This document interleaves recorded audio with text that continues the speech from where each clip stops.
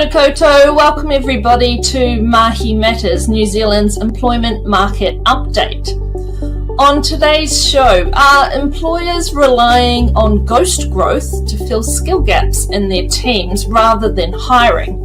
This week, we're joined by Peter Keegan, winner of NZ HR Manager of the Year at the HRD Awards, and People and Capability Manager at Waitaki District Council, to unpack the rise of ghost growth and what it means for both employees and leaders heading into 2026. Also on today's show, is that a sparkle of optimism I see for job seekers in the economy? We'll find out more. We'll explore our latest job opportunities across New Zealand. And lastly, end of year incentives. Does your company plan to offer bonuses in 2025? Now, back in September on Mahi Matters, we unpacked the rise of non-promotable tasks, those invisible jobs that keep workplaces running, but rarely lead to career progression. Now, a related trend is gaining momentum: ghost growth. Coined in the US, ghost growth refers to employees quietly absorbing extra responsibilities or even whole roles without any formal recognition, title change, or salary bump.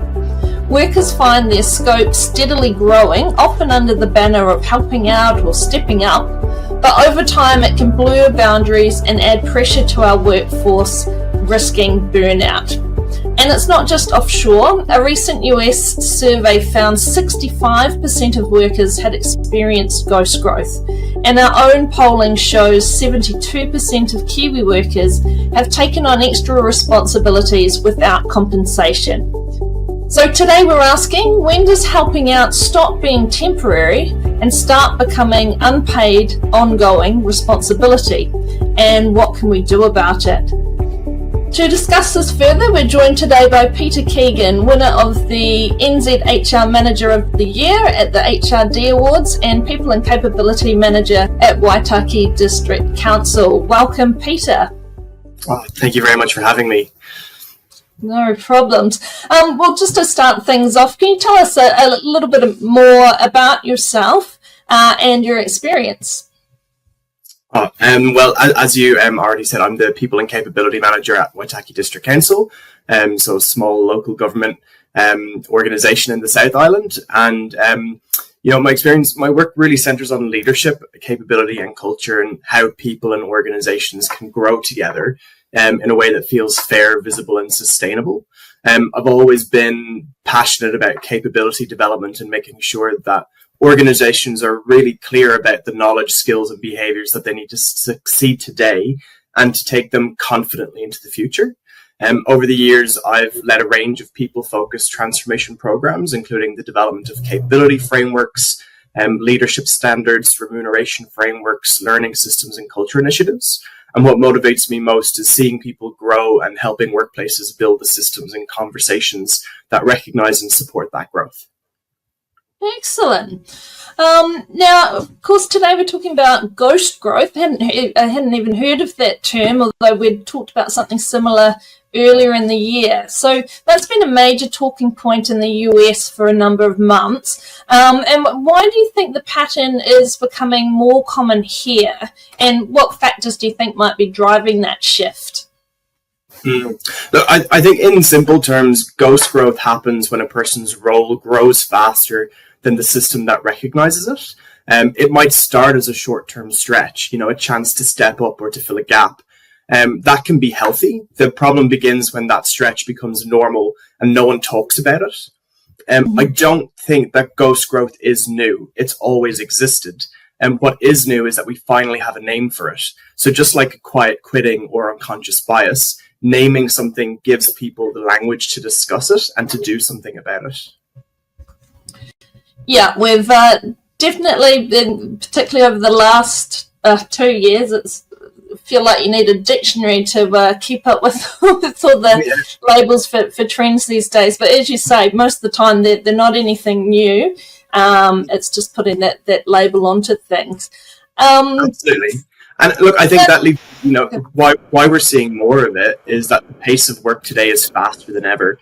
Teams are leaner, teams are flatter. Technology and artificial intelligence are reshaping what people do. And the half-life of skills has shortened. When you think back 5-10 years ago, a skill that once stayed relevant for 10 years, today it might only last for 2 or 3.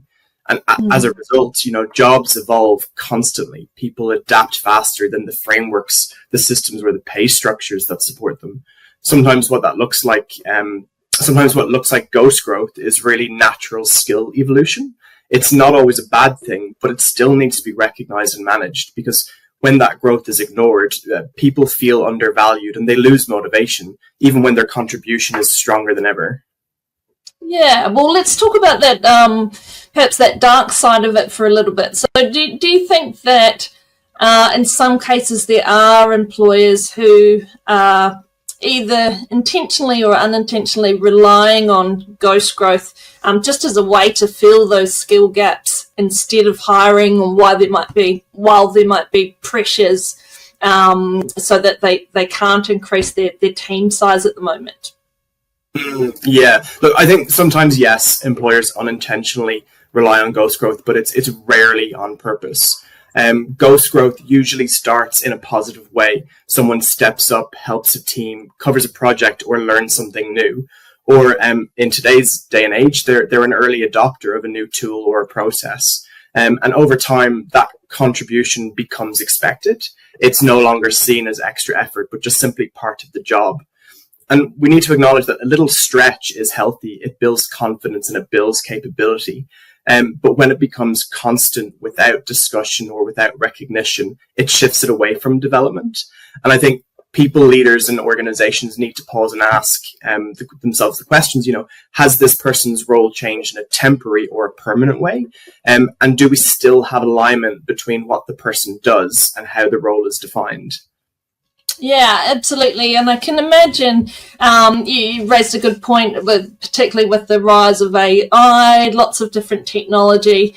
Sometimes people will put their hands up, they're really interested in that, and it starts as a really positive thing, and then they're going, hang on a minute, I'm being loaded with all this extra stuff and not getting anything out of it. So I guess it's that balance between, as you say, recognizing it, and perhaps amending what's in the job description, so that you don't risk kind of taking advantage of that willingness to step up in cases. I guess going on from there, what are the long-term risks that ghost growth could create for a business that does choose to ignore it, or just I guess if it falls under the radar a little bit? I think this is a really good question, and I think the risks will be different for every organization and their context. But, ultimately, when growth goes unseen, that's when trust starts to fade, and people begin to believe that effort doesn't lead to recognition. High performers, they're often the first to disengage because they're the ones carrying typically more than their fair share. That loss of trust can quietly erode culture over time. Once a high performer disengages, it rarely stops there. It can spread across teams, and others can see that extra effort, it's not valued. There's also the practical business risk. When someone leaves because of that disengagement, you lose more than just a staff member. You lose their tacit knowledge, the kind of deep organizational know-how that's never fully written down. And replacing that experience takes time. Training a new person can be costly. The total impact of recruitment, onboarding, and the lost productivity that comes with it often exceeds the cost of recognizing and retaining that person in the first place, particularly if you know that they were a high performer. The article that inspired this discussion used the phrase growth theater, which means the illusion of progress, where people seem to be moving forward, but nothing really changes. That description really stood out to me because many organizations look busy evolving, and yet their people are standing still beneath the surface. And invisible work cannot sustain a healthy culture. And when that continues for too long, you risk losing the very people who make the organization successful. Yeah, really good point there. I guess for employees who this might be striking a chord with and going, hang on, that sounds like me actually. If they're feeling stuck, what's the first step in raising this conversation safely? And I guess on the flip side, how can companies tackle that and recognise ghost growth is happening and how they can fix that? So I think if you're an employee and you recognize ghost growth in your own role or in your day-to-day duties or those little things that have crept in, start with the development conversation rather than one about pay or about your job title. Bring clear examples of how your role has changed, what you've achieved and what skills you've built. That shows ownership and curiosity rather than frustration. Once you've done that, then ask for clarity. You know, is this extra responsibility part of a short-term stretch or a permanent shift? If it's temporary, you know, making sure it's recognized and supported is really, really important. Whereas if it's permanent, start a conversation about how that change should be reflected in your role. I think this is also where you need to hedge your bets as well about that conversation. You know, have you been given one additional task, or has 50% of your job changed through ghost growth? So, you know, being proactive in that discussion helps your people leader and your manager see your growth and plan for it. From an organization perspective, you know, the first step is to make ghost growth visible. Leaders should look across teams and ask where roles have quietly expanded without a formal review.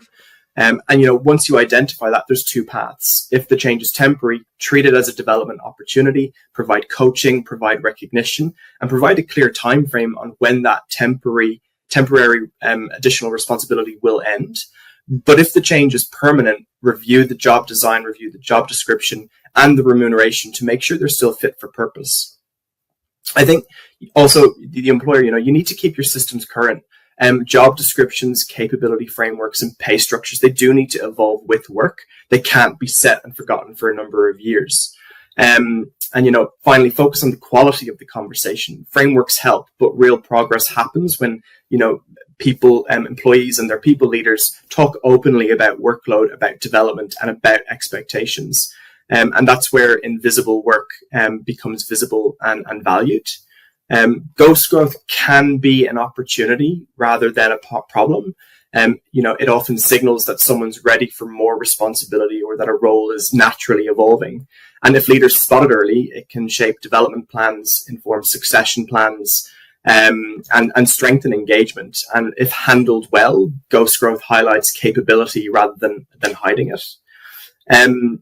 Modern organizations see roles as living systems that change as people grow. They build clear capability frameworks and career pathways so staff can see what good and what great looks like, and they ensure their pay and recognition systems evolve with the workforce. And, you know, when that happens, growth becomes sustainable, not invisible. Excellent. Well, some fantastic insights and practical tips there. Thank you for joining us, Peter, and congratulations on the win. Well done. Thank you very much.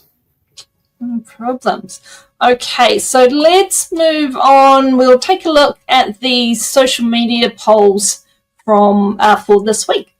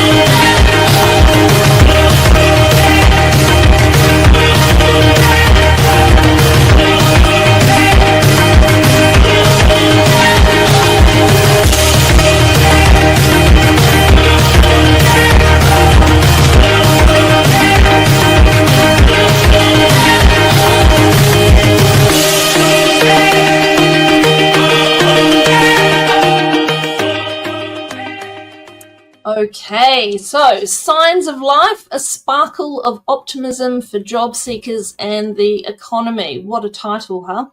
I've obviously got sick of talking about green shoots all year, so we're talking about sparkles now.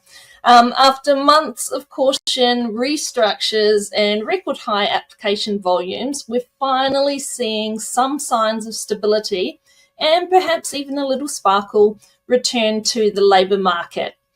As we've discussed in recent Mahi Matters segments, unemployment has risen, job seekers have had less negotiating power, and employers have been holding the cards. But the latest headlines, if the latest headlines are anything to go by, the tide may be starting to shift. Job ads are showing the strongest growth in 3 years, so according to the latest SEEK data. While numbers are still down compared to pre-COVID peaks, we've now seen 3 consecutive months of job ad growth, and that's the first time that's happened since 2021. It's still a modest bounce, but, we'll take it, a positive trend nonetheless. Of course, this week, the Reserve Bank has just lowered the official cash rate to 2.25%. Marking a shift in economic direction.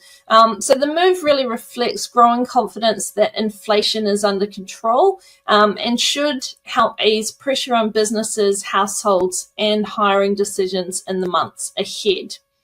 As well, a new report from the Institute of Directors shows that boardroom sentiment is improving, with 43% of directors expecting the economy to improve in the next 12 months. Now, 43, obviously that's less than 50, but still up very significantly from just 12% earlier this year.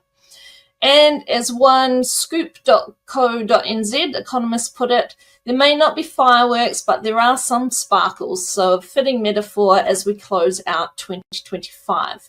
So what does this mean for employees and job seekers?